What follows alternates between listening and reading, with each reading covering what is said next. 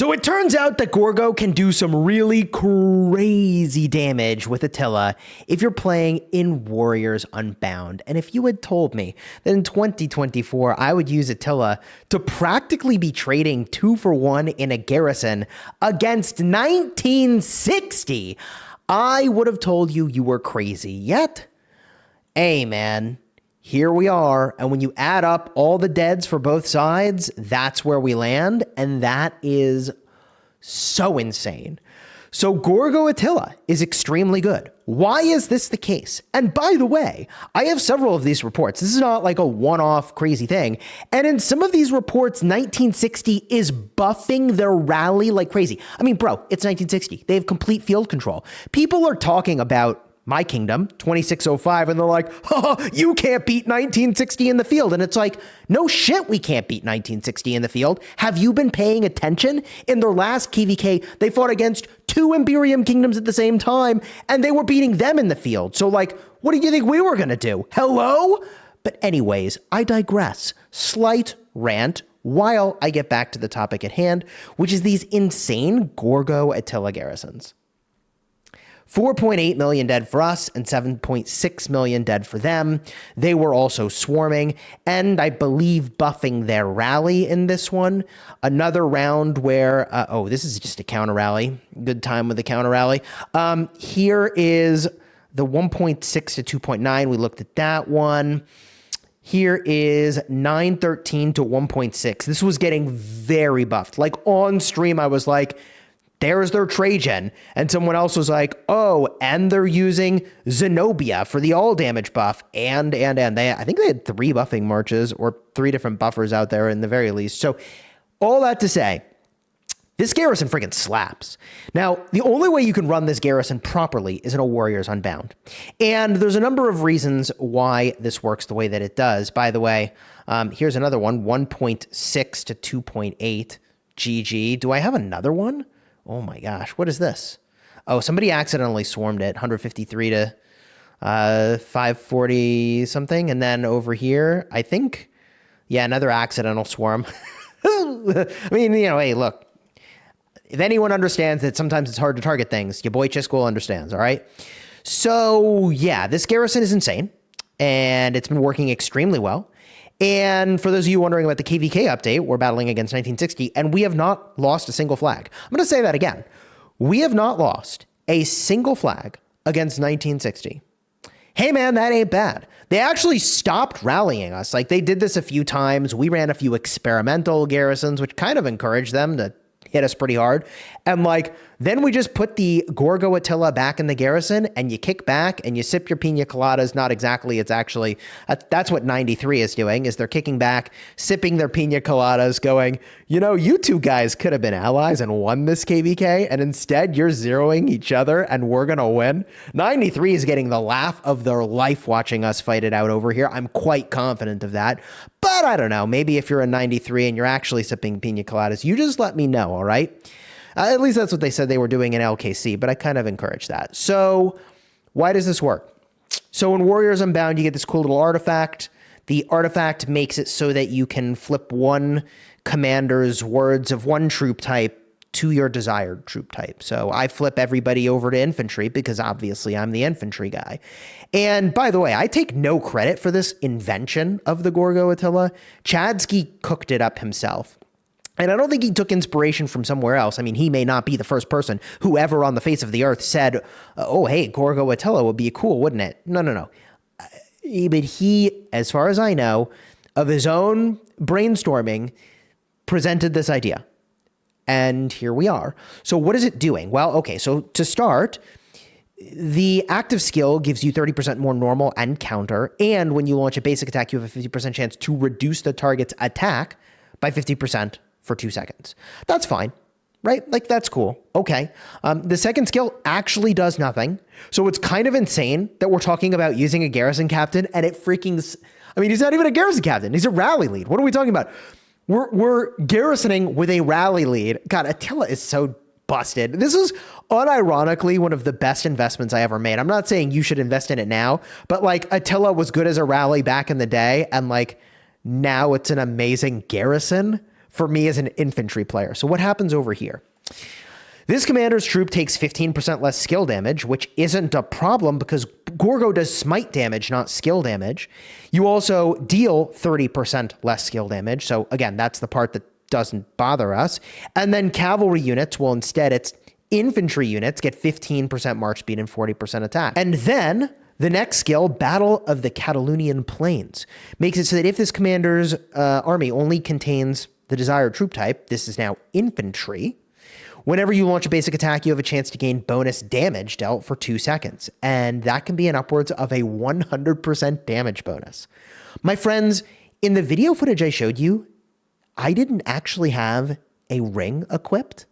And you may think that's crazy. I'll get to that in a minute. But like, if I also had a ring, those numbers could have been even higher. Anyways, next skill makes it so that you are immune to being silenced. So like, when garrisons get swarmed, they generate a lot of rage, but they get silenced, so their active skills don't fire as frequently, but you're immune to silence. And this troop deals 20% more normal attack damage to troops with less than 50% of units remaining. I mean, in a rally context, they'll get below 50%. And whenever their troop exits combat, it gains 50% march speed. That's pretty irrelevant. But Attila turns out to be, in Warriors Unbound, a really crazy secondary to Gorgo.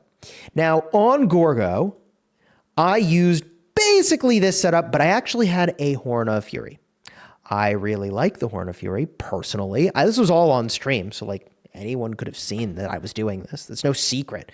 People could see my talents. They could see the armaments I had. They could see everything I was using. I literally streamed the whole thing. There were 0 surprises about what I put into this garrison. Literally 0 surprises. Even though it was a 5-minute stream delay, there was no surprise what we were doing. Okay, none at all. Fully transparent about exactly what was happening. I did it all on stream. I did not hide anything. And the reason I like Horn is a pretty important understanding of the game. And by the way, if you're getting value from this video, throw a like on here, consider subscribing. But the way that Horn of Fury works is that it makes it so you periodically generate rage. All right, well, that's cool, but how could that be so important? Well, the faster you generate rage, the better it is to generate rage faster. So because Gorgo has a lower rage requirement for her active skill, 900, you can get to that pretty quickly. So the faster you can get to that, the better. In other words, your damage scales in a non-linear way when you start going from like a 6-second skill cycle to a 5-second skill cycle. And that's really uncommon. So it's more like a 7-second skill cycle to a 6-second skill cycle. Like that damage boost is so high compared to a Ring of Doom. What are we even talking about? It's all about the Horn of Fury. It's all about the Horn of Fury. So I was using this, but when they swarm, it's completely worthless. So when they're swarming, obviously the Ring of Doom is the better play. And hey, if you want to see the biggest numbers on the face of the earth, I'm pretty, okay, maybe not the face of the earth, but like if you stack this 50% damage buff, well, I guess it's 65% for me, 65% damage buff with the 100% damage buff from Attila, like you're looking at a skill cycle where maybe you're doing 165% extra damage. Is that even, I mean, is that a thing? I don't know. The other thing that I don't think is actually a thing, but would have been really cool if it was, is the ability to get Attila's active skill to still be present when you're going in and doing your Gorgo skill cycle. And I don't think it works that way. So let me explain. This lasts for 4 seconds and you do 30% more normal damage. So let's walk through this for a second. All right. This is a buff on your active skill, giving you 30% more normal damage. Well, wait a minute.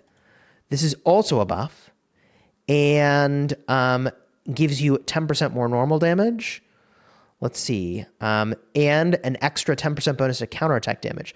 So like this normal attack damage buff would not even stack with the Attila buff. So like, I think what happens is Gorgo uses her active skill.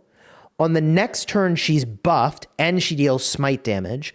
On the next turn, Attila uses his active skill. Then you've got the first turn of Attila's active skill being present. Man, hold up. I need to go look in the logs. Be right back.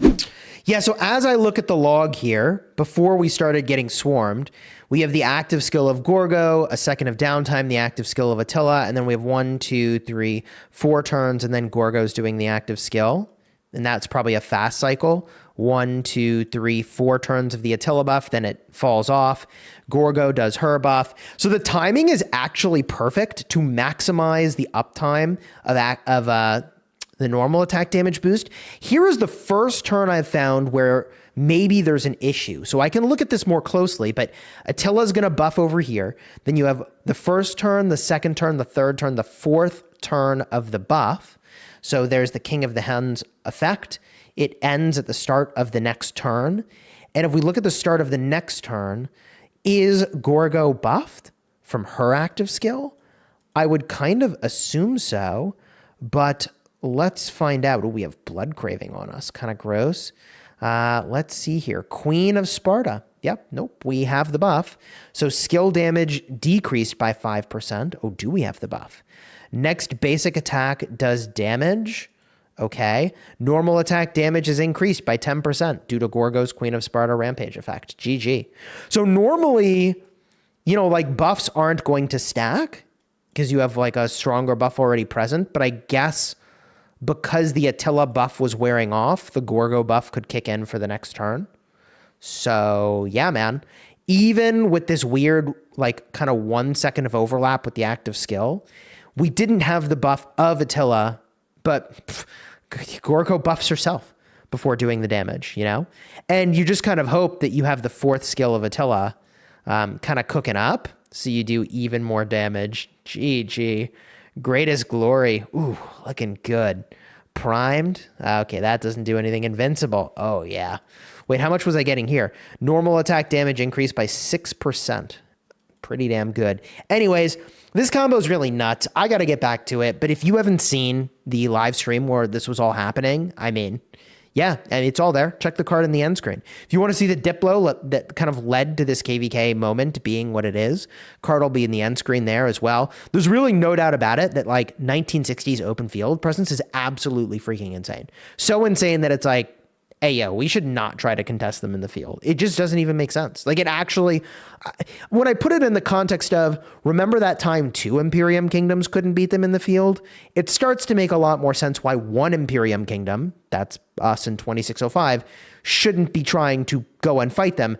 We're not like a 3+ alliance kingdom, and that's what I think it takes to go and potentially beat these guys in the open field. So GG, man. If you enjoyed the vid, throw a like on here, consider subscribing. I've got to get back to the action here. Although this can't be right. Are they just standing here and they're just standing there and everybody's just looking at each other? If I zoom out and zoom back in, will they still be there? This is actually where they are. All right, I got to get in the mix, man. Throw a like on the vid. Check those cards in the end screen. Until next time, you have fun smashing the kingdom.